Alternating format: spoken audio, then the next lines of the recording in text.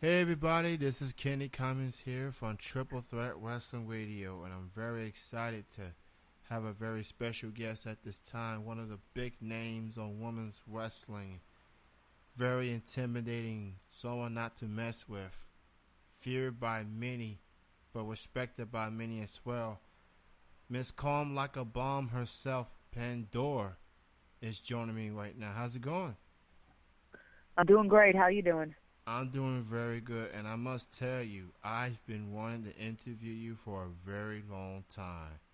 Um, I've been a fan of yours for several years, from the indie scene to Magnificent Ladies of Wrestling, which you've been a part of.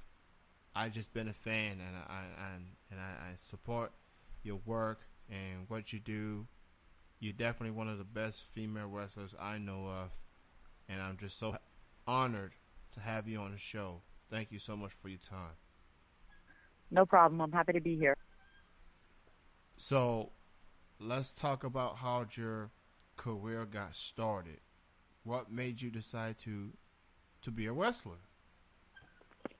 Well, I mean, from New York, and of course, I grew up watching wrestling. My mom used to take me to shows at Madison Square Garden, and I grew up loving it.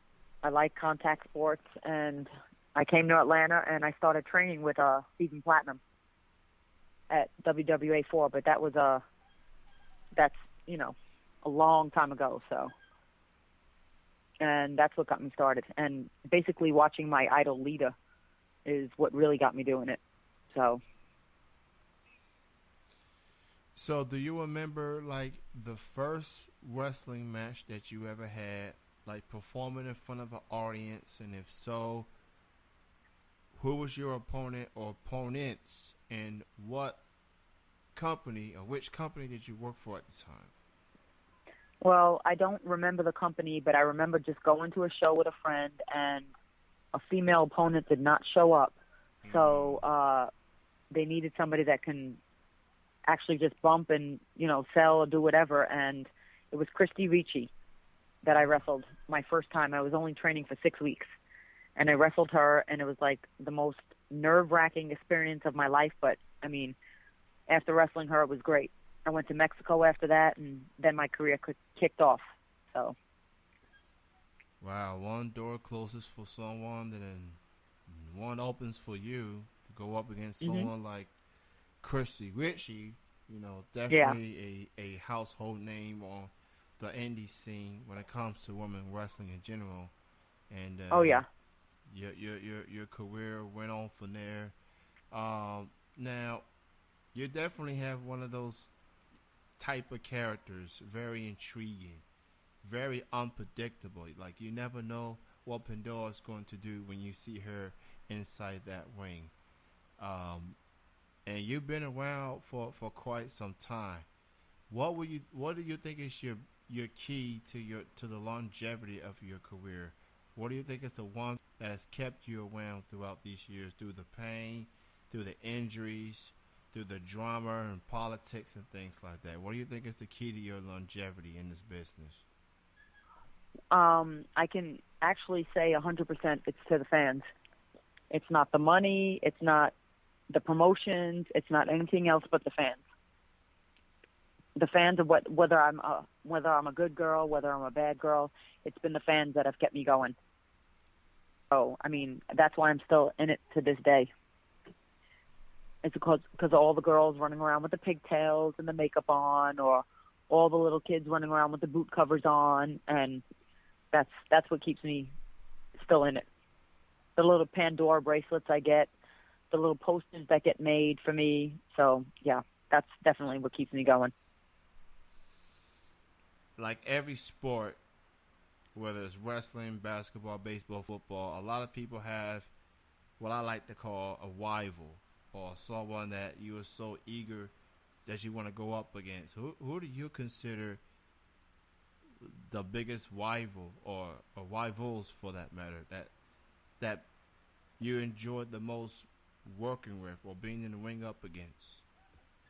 Um, I mean, my best matches for your established people that have been on TV and everything. I loved working ODB. That was one of my favorite matches. But two women who have taught me the most and that I love wrestling and that have pushed me to my limits. Again, I'll go back to Tracy Taylor and Mickey Nichols. You have Tracy Taylor, who will wrestle you until you're blue in the face. She will out wrestle you. She will push you to the limits. And then you Mickey Knuckles, who you will have to fight through blood and tears in order to beat. And I mean, hands down, to this day, both of them have been my favorite opponents. And as a matter of fact, I'll be wrestling Tracy on August 27th at Peach State Wrestling Alliance. So that's going to be an interesting match. And I look forward to that. Pandora versus Tracy Taylor. That's yes.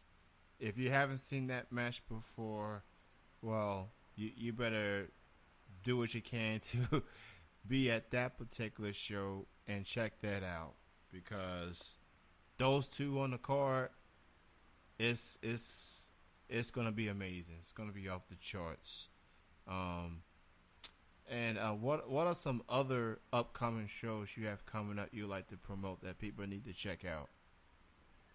Well, I have SFCW on Saturday night. I have a triple threat with Kiera Hogan and Kayla, the Party Princess.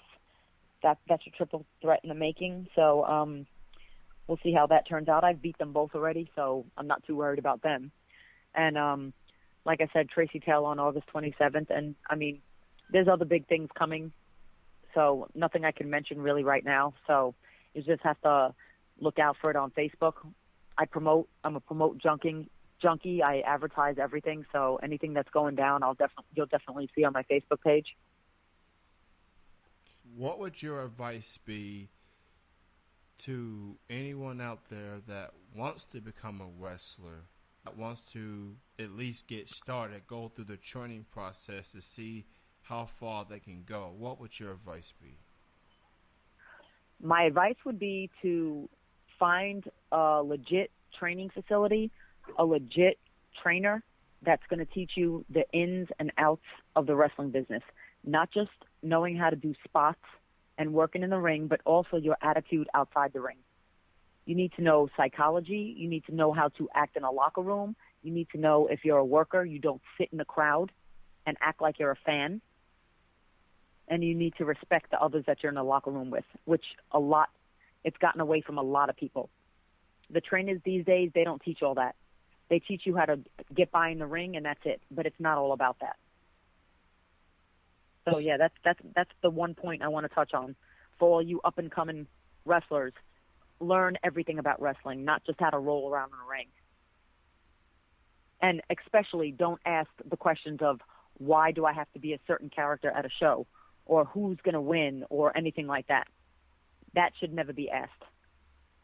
If you're getting booked on a show, you should be the response you should get is thank you, I'll be there, and be there on time, and be ready to go.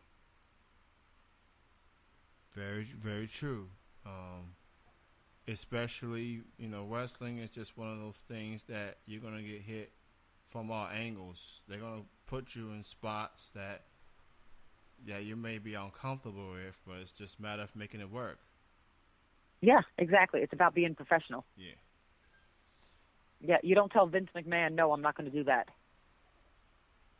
Pretty much. You shouldn't tell any promoter, no, I'm not going to do it. I mean, don't get me wrong. Now the promoter, he needs to do his job too. You need to pay your talent, and it's not negotiable. It's not a negotiation. If you set a price for somebody and that's what you tell somebody you're going to pay them, then you need to pay them that. No ifs, ands, or buts about it. Very true. I've heard a lot of stories about promoters and how they do things, and not all promoters are true to their word. I also hear them they're not necessarily pay the wrestlers up front, especially those who travel very long to go to these shows and to be a part of the shows. Yes. So how often have you been through something like that, when you go through a show and you do what you're out to do and things don't go according to plan between the promoters and stuff?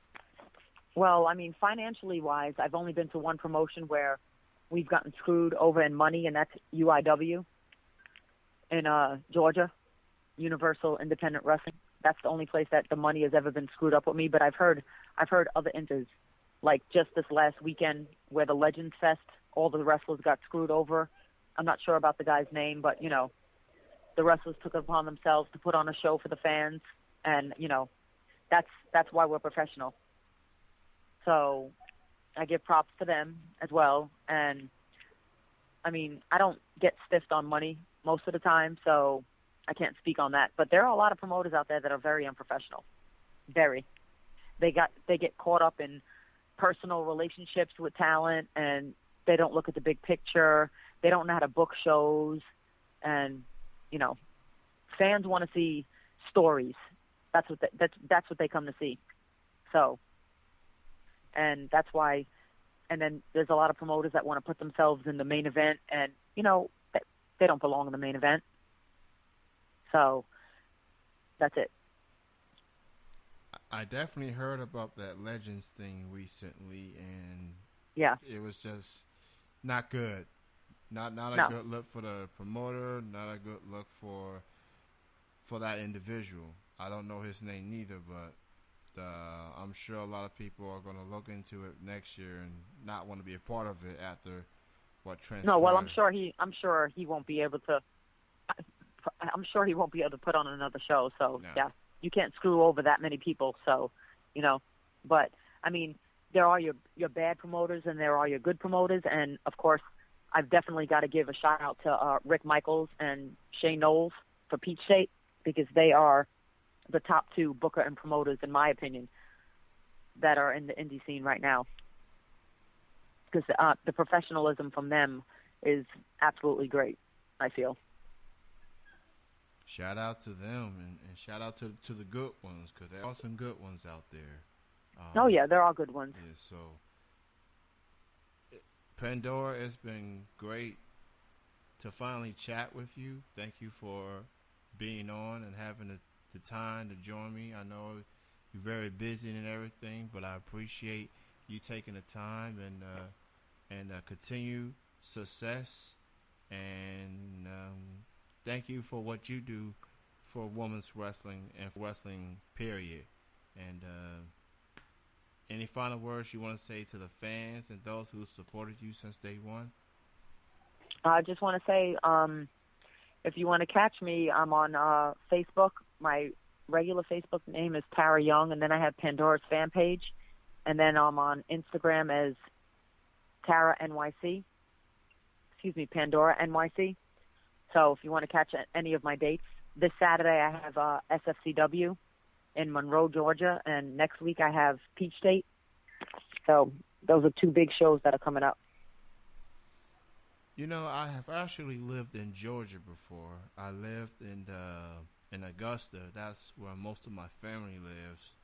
I know that's not much wrestling going on there, but I'll definitely have to keep that in mind the next time I visit. And if I hear you got a show coming up, I'll definitely have to come through and check you out in person for sure. Yep, you sure will. And but again, thank you for your time, and thank you for being on, and just I truly appreciate having you on.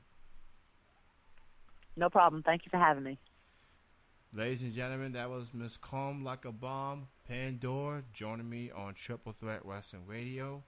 And check out her shows coming up, and check her out on social media as well. Support your local indie wrestling shows near you. And thank you everyone for listening to this particular interview on Triple Threat Wrestling Radio. We are on Thursdays from 7 to 8 p.m. on tmvcafe.com. Thank you for listening.